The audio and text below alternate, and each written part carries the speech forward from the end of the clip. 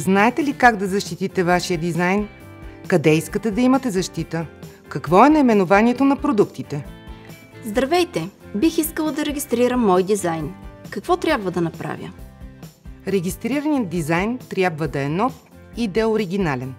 Второ, вие можете да направите проучване в националната база данни на регистрираните дизайни или, например, в базата данни на DesignView.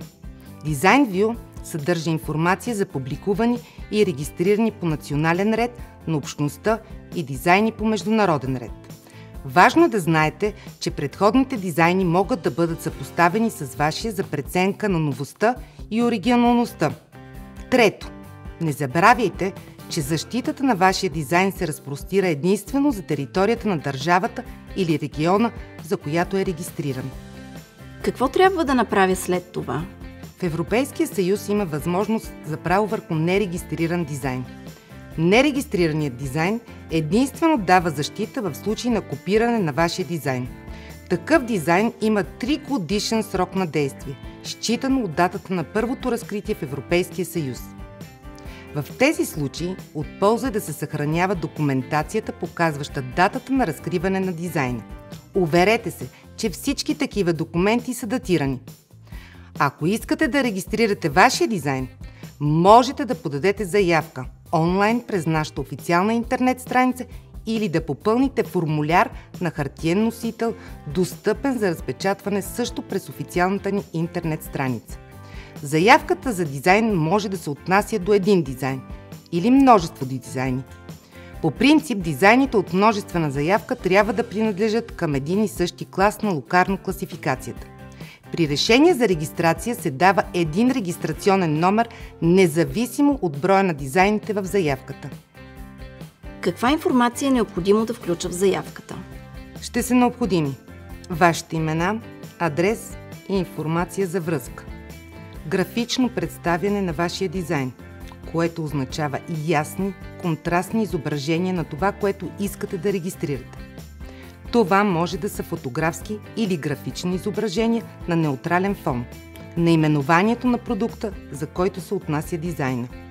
Мога ли да подам заявката от мое име или името на моята фирма? Вие можете да подадете заявка от името на физическо лице или име на фирма. Важно е да знаете, че дизайнът ще бъде регистриран на името на заявителя. Необходим ли ми е патентен представител? Вие нямате нужда от патентен представител, когато подавате заявката. Ако изберете да ползвате представител, представителят трябва да бъде професионалист, който е правоспособен да представлява трети страни по въпросите на дизайна съгласно националното ни законодателство. Патентно ведомство не може да препоръча определен представител. Къде мога да намеря класификацията на наименованията на продуктите? За определяне на наименованията на продуктите, към които се отнася дизайнът, можете да направите справка в списъка на локарно класификацията от нашата официална интернет страница или да направите търсене в базата данни на Дизайн Клас. Какъв е периодът на действие на защитата? Регистрацията на дизайна е с максимален срок на действие от 25 години. Но, когато се регистрира дизайнът, той първоначално е защитен за 10 години.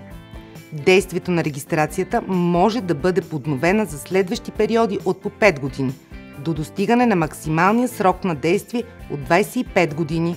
Колко време ще отнеме процедурата по регистрация на моя дизайн? След подаване на заявката, тя трябва да бъде подложена на проверка от експерт. Регистрираният дизайн ще бъде публикуван в официалния бюлетин. Едновременно с подаване на заявката, вие можете да поискате отлагане на публикацията. Тоест, публикацията на регистрирания дизайн може да бъде отложена до 30 месеца.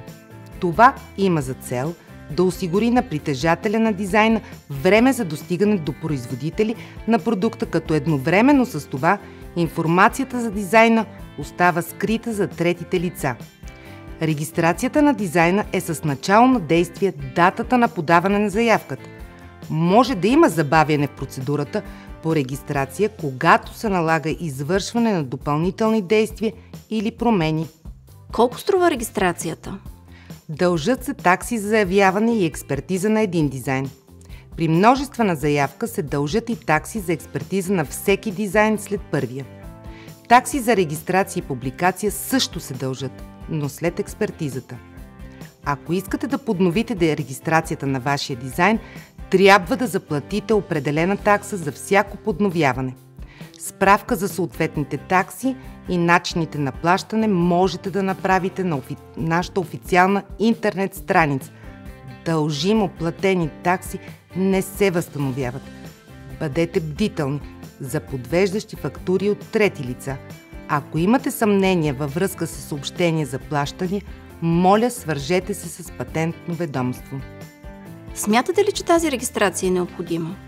Нямате задължение да регистрирате вашия дизайн, но ако регистрирате дизайна, вие получавате изключителни права върху него, включително правото да продавате, отстъпвате или да сключвате лицензии за него с трети лица. Не забравяйте! Създайте нов и оригинален дизайн. Вземете решение за наименованието на продукт. Вземете решение къде искате да регистрирате дизайна. Подайте заявка за регистрация. Заплатете таксите. Ако имате нужда от повече информация, моля, направете справка на нашата официална интернет страница.